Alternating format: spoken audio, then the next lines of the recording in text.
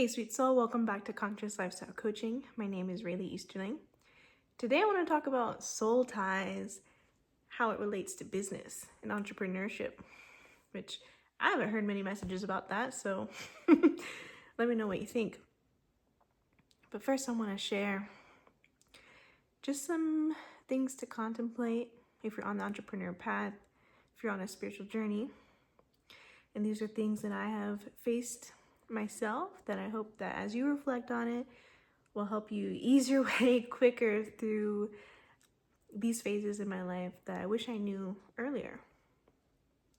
So that being said, if you're starting the entrepreneur journey, you have to be aware of the ways in which you are wounded and how you're carrying deep pain. And if you have yet to process these things, you will not be very much of service in the ways in which you will receive a lot of money just yet. Because this is a very special incubation period that God, the divine, needs you to go through first, where you heal your own heart. And as you heal the heart, as you purify the mind, you surrender your life to working for divine love. That is when the strategies come in and you can build business and offerings and services to the world upon that. But you need to have the foundation of that self-love. You have to move through a healing journey, and we're always going to go through healing journeys. There's going to be new levels of it all the time.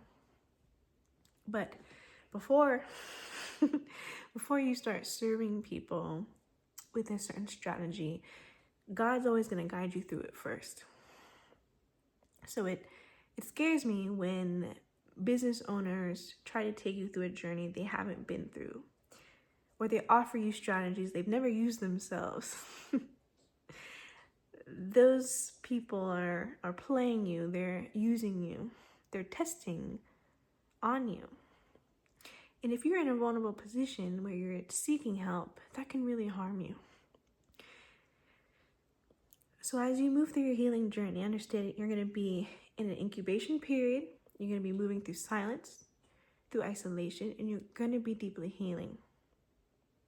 That is when, again, people will come in and see you as someone in need.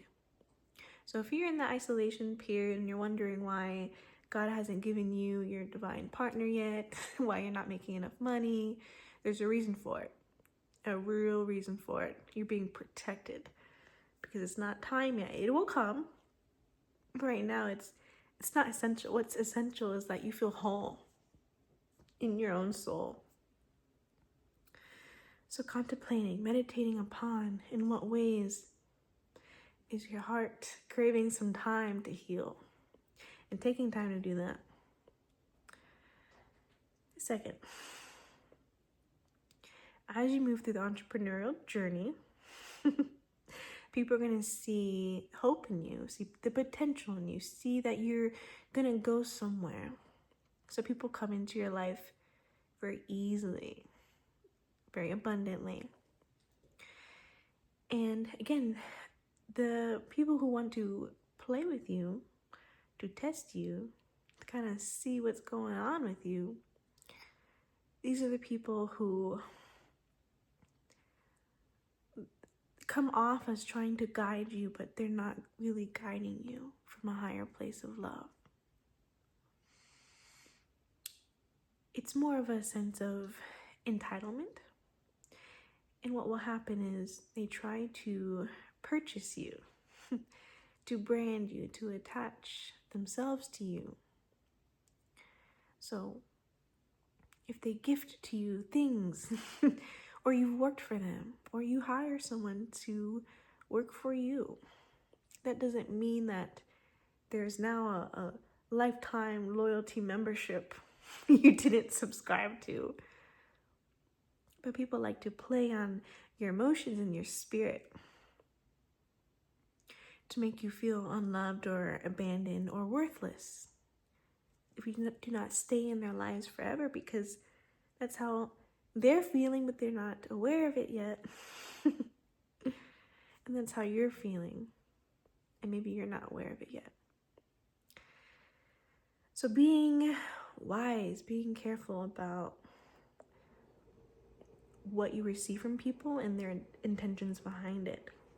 You're allowed to receive things and move on with your life.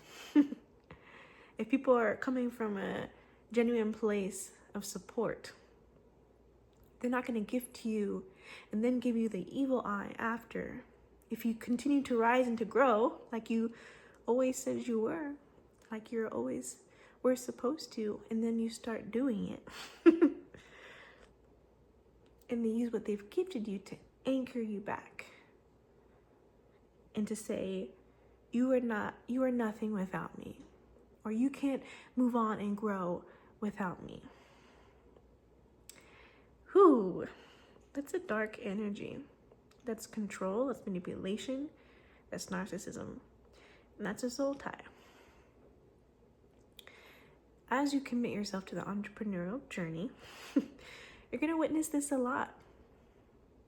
It's almost like a chess game where discernment becomes more and more key here of who you can trust, and who's supposed to be in your life is going to shift all the time because you are a growing soul. You're being called to all kinds of places that are meant to evolve you, mature you, develop you, to help you master your crafts, to build your divine vision.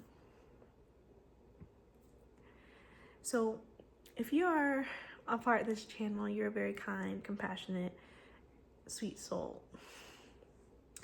The dark side of you is that you have sometimes perhaps difficulty standing up for yourself verbally, confidently expressing your boundaries.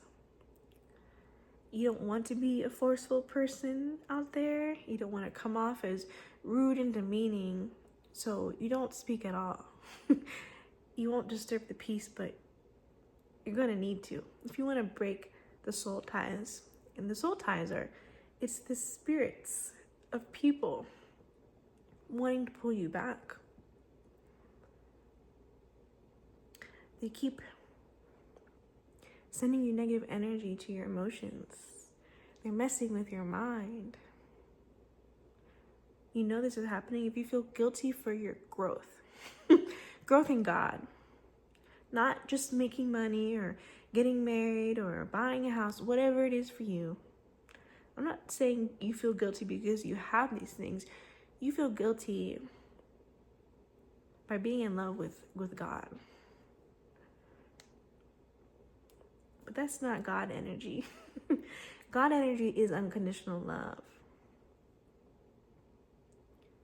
God energy does not grasp on to you, hold you down. It gives you free will. So if people are threatening your free will, that you cannot grow unless you do something, that may be a soul tie you need to break. If you really want to receive your divine inheritance without guilt, without shame, uninhibited, just as you're supposed to, because you're at service. You're at service to the world.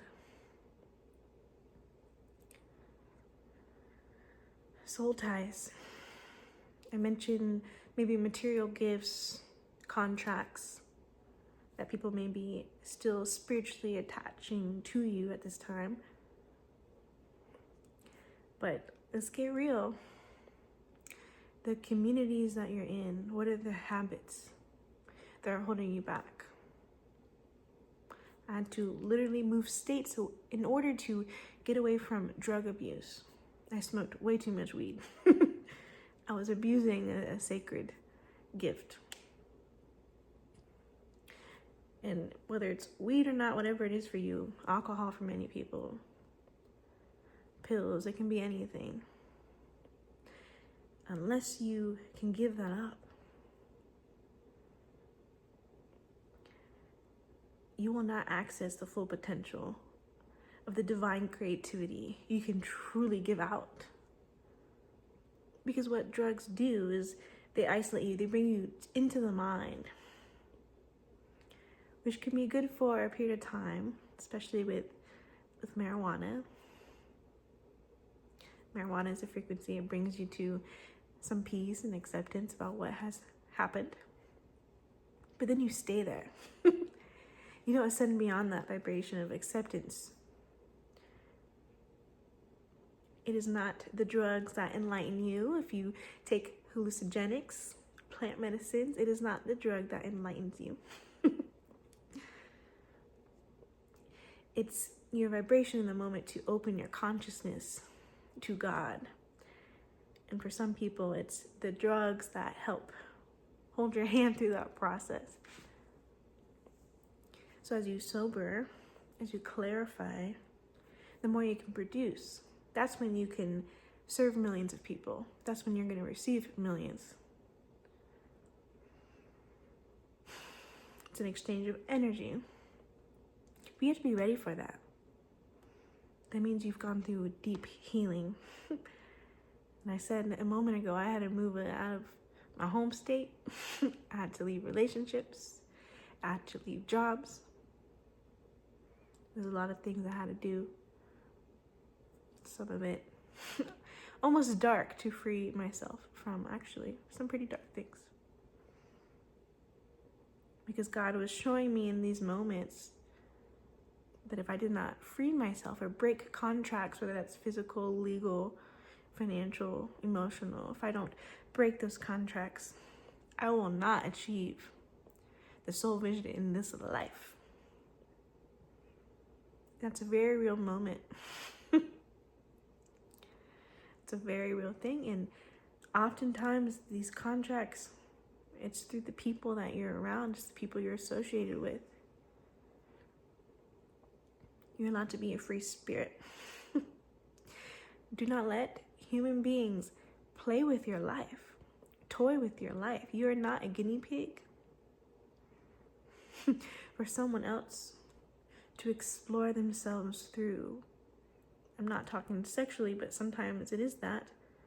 Financially too. Love, of course, but how we navigate this world financially is a spiritual journey too. So I'm not shying away from it on this channel. If your money's not acting right, you gotta look at who you're surrounded by. How are you being influenced with your money? If you really go through the healing journey, you're clear about your soul path. You've been given the divine strategies because you've cleared your vessel. You are sober-minded. Your spirit is high. Your energy is high. You're feeling good. Then you gotta commit to that energy. It's a very focused. It's like a pin type laser beam. Focused energy. And you have to live there for a very long time to see things actually fruit. If you want to be the true cultivator, if you want to farm your dream life out here, it's going to take commitment, a long time. You have to be self-fulfilled. You have to be steady, grounded, practical, and also highly spiritual. As you tap into the entrepreneur journey, when God is using you every day, fully, you don't have time to be hanging around people who are unsure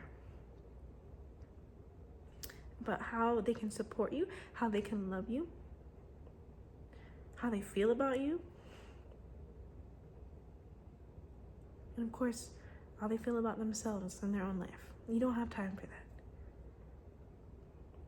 If you're genuinely serious about being an entrepreneur who's conscious, who's spiritual,